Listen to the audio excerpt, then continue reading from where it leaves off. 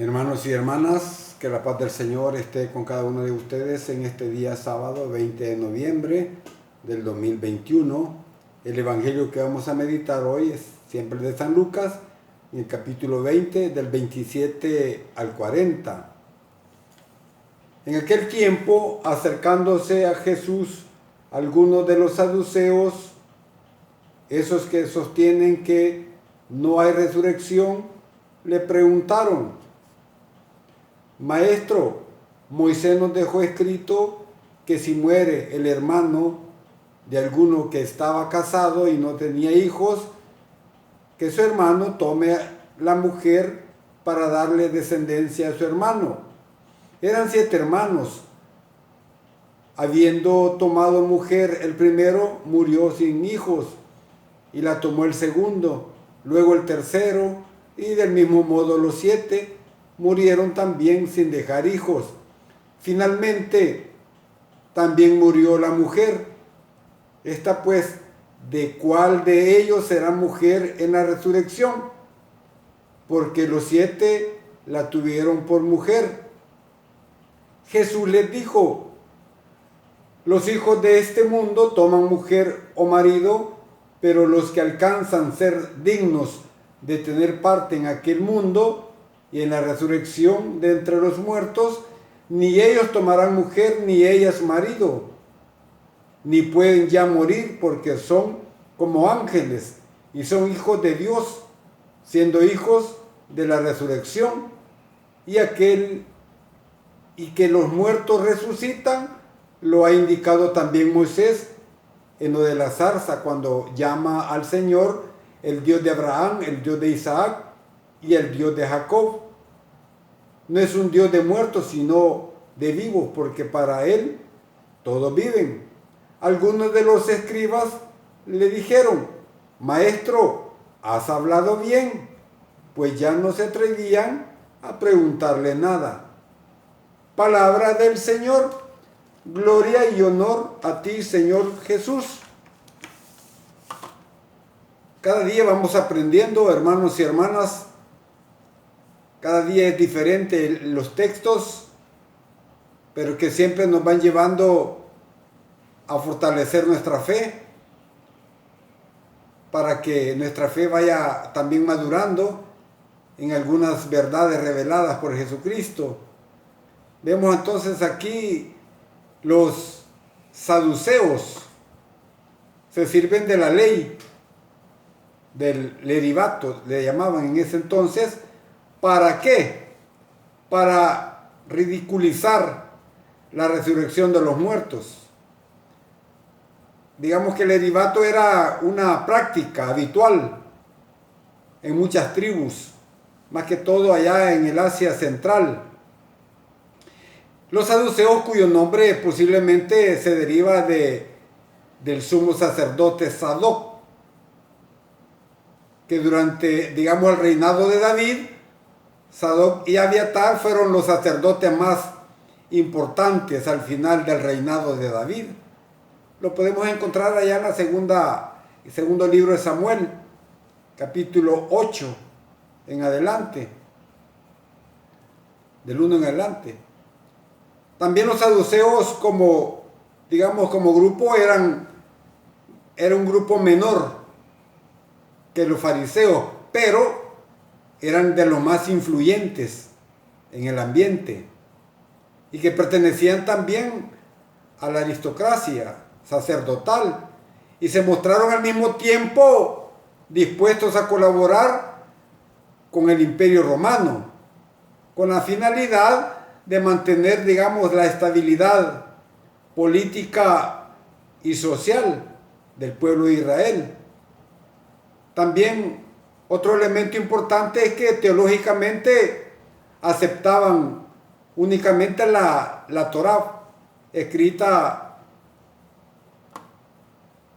mejor dicho, pero también rechazaban la ley oral.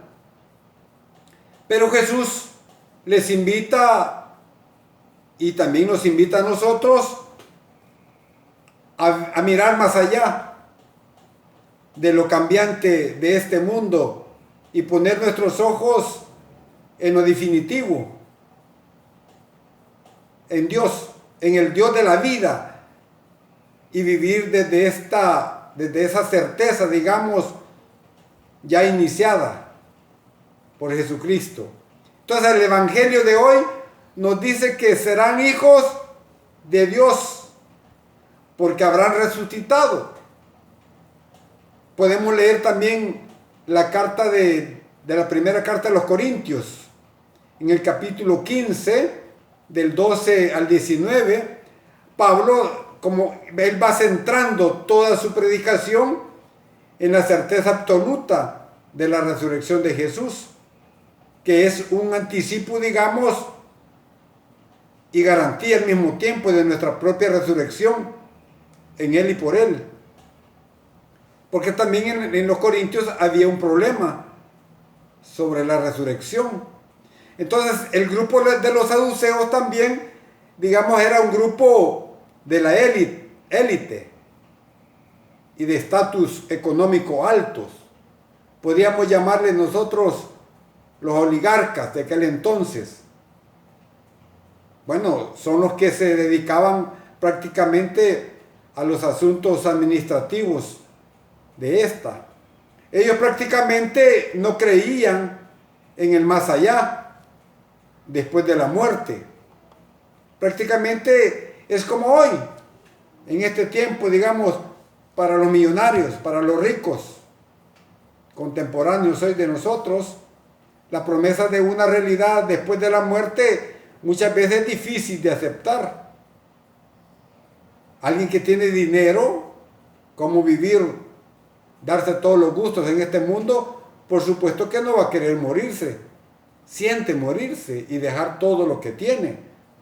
Algo que debemos también de saber es que en tiempos de Jesús existía la firme creencia de los dos reinos. Jesús, digamos, comenzó el reinado de Dios con una propuesta alternativa a formar nuevas relaciones, un nuevo estilo de vida, un nuevo estilo de vida familiar. Pero este primer reino se debe cumplir plenamente en la otra vida.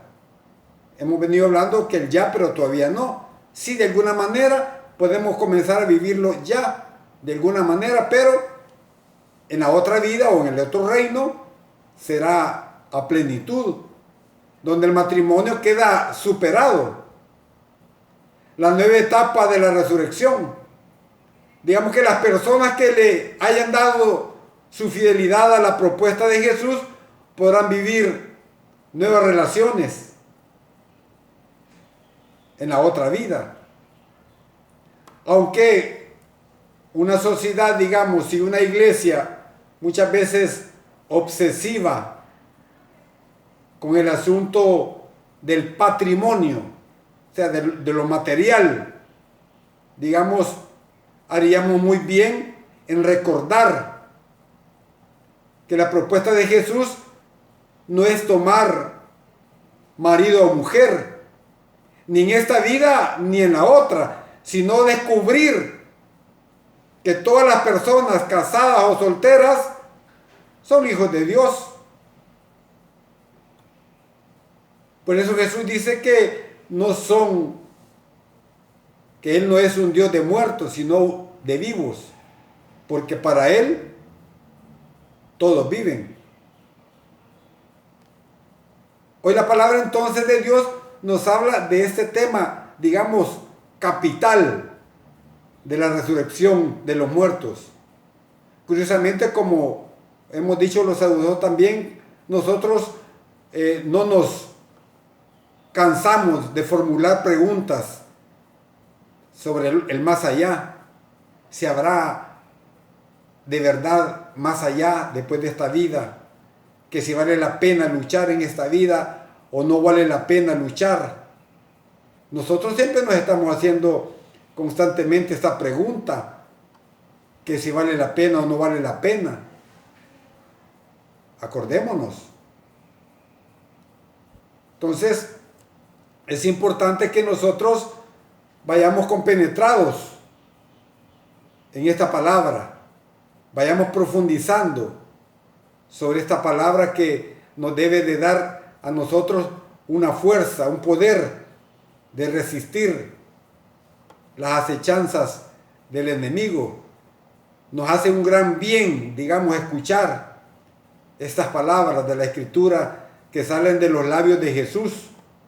Nos hace bien también porque nos podría ocurrir que agitados por tantas cosas que no nos dejan a veces ni tiempo para pensar en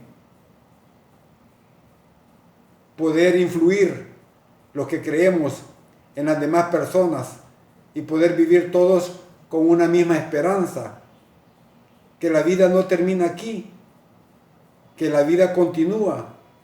Por eso decimos siempre cuando alguien se muere que la iglesia no celebra la muerte, la iglesia celebra la vida, una vida que después de esta vida terrena es más plena. Es cuando el ser humano comienza verdaderamente a vivir. Si nos hace un gran bien, digamos, que el Señor mismo sea el que nos diga que hay un futuro más allá de la destrucción de nuestro cuerpo y de este mundo que pasa, todo pasa. ¿Ve? Que los muertos resucitan, lo que ha indicado también Moisés en lo de la zarza, cuando llama al Señor el Dios de Abraham, el Dios de Isaac y el Dios de Jacob. Y dice que no es un Dios de muertos, porque para Él todos estamos vivos. Esa es la esperanza, hermanos y hermanas, y por lo tanto tenemos que vivir nuestra vida, con alegría.